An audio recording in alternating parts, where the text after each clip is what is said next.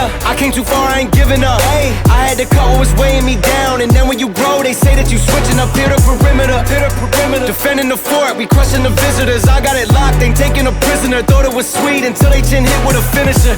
Heartbreak, Nikki, I'm voiding the slips. I'm raising the stakes, enjoying the risk. Injecting my veins with ice, as cold as it gets. I live for this shit. Die as a legend, I ride with aggression. I lost in the past, it's fine, it's a lesson. I'm loading the clips, I fire the weapons and taking what's mine. It's time for redemption.